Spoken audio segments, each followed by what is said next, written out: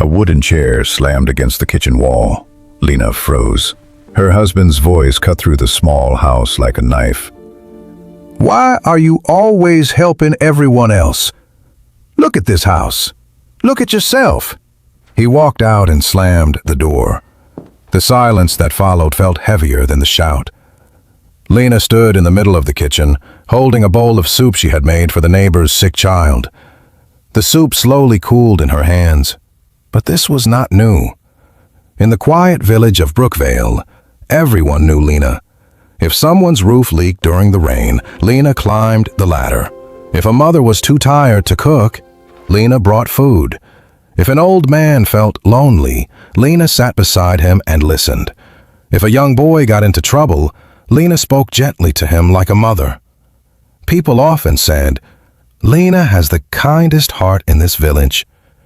And Lena believed kindness meant always saying yes, even when she was tired, even when her own home needed care, even when her husband, Daniel, became cold and distant.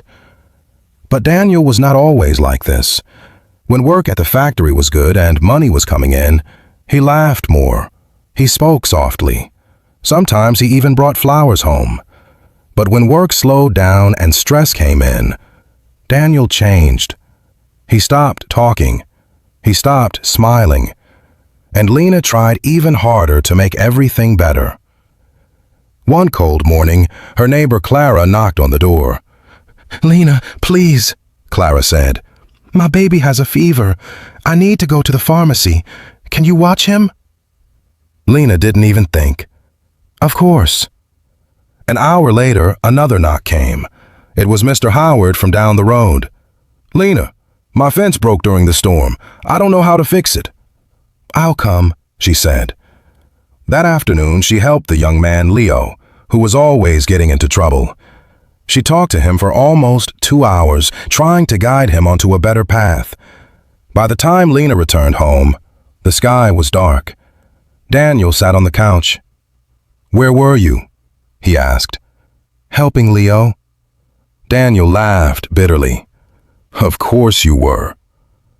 Lena felt the sting in his voice but said nothing. She believed love meant patience. Days turned into months. Lena kept giving. More time, more energy, more care. But slowly, something inside her began to feel empty. One evening, while carrying groceries for a neighbor, Lena suddenly felt dizzy. The ground moved, her hands shook, and the groceries fell. The next thing she knew, she was waking up in a small hospital room. A doctor stood beside her bed. "You are very weak," he said gently. "Your body needs rest. A lot of rest." "For how long?" Lena asked. "At least several weeks." Weeks? The word felt impossible. Who would help everyone? Who would fix things? Who would listen to their problems? But Lena had no choice. She returned home and stayed in bed. The first day she expected someone to visit. No one came. The second day passed. Then the third. The house stayed quiet. Daniel still went to work, but even he seemed distant, lost in his own worries. Lena stared at the ceiling and waited. Surely someone would come. She thought about Clara, about Mr. Howard, about Leo, about the many people she had helped. But the door stayed closed. On the 5th day, Lena slowly walked to the window. Outside, she saw Clara laughing with another neighbor. Mr. Howard was fixing his fence with help from 2 young men. Leo rode past on his bicycle. None of them looked toward Lena's house. None of them knocked. Her chest tightened, and for the first time in her life, a painful thought entered her mind. Did they ever truly care about me? Or did they just need me? That night, Lena cried quietly. Not loud, not dramatic, just slow tears falling into her pillow. Something inside her heart was breaking, but something else was waking up. A week later, Leo finally came to visit. "Hey, Lena," he said casually. "Can you help me talk to my school teacher? I'm in trouble again." Lena looked at him for a long moment. In the past, she would have jumped out of bed. She would have rushed to fix the problem. But this time she simply said, "I can't." Leo blinked. "Why?" "Because I need to take care of myself right now."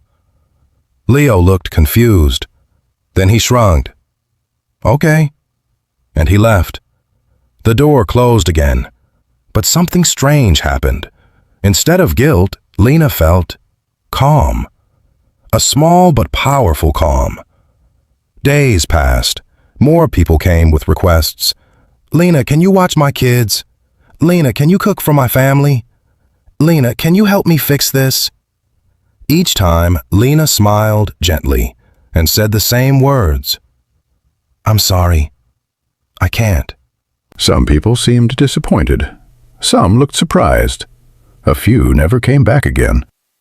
And slowly, Lena understood something that changed her life forever.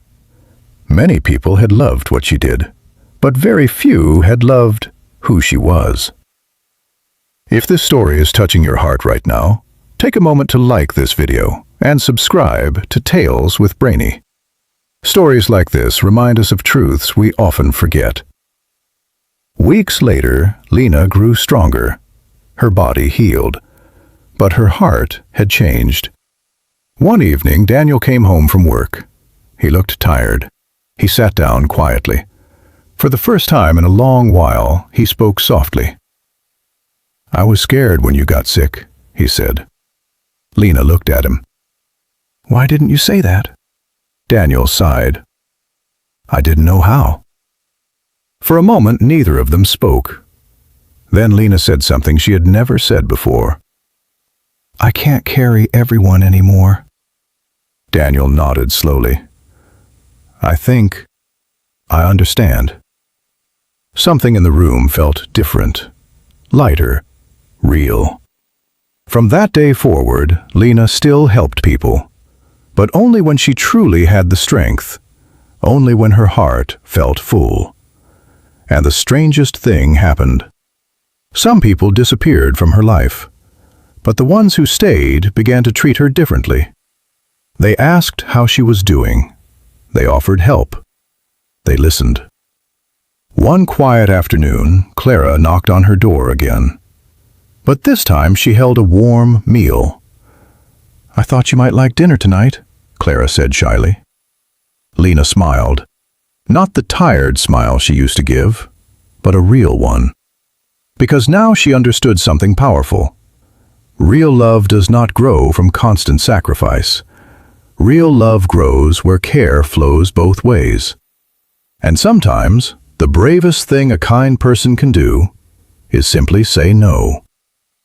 If this story made you think about your own life, share your thoughts in the comments. Have you ever felt like people loved you only when you were useful? And don't forget to subscribe to Tales with Brainy for more powerful stories that open the mind and touch the heart. Because sometimes the stories we hear are the ones we truly need.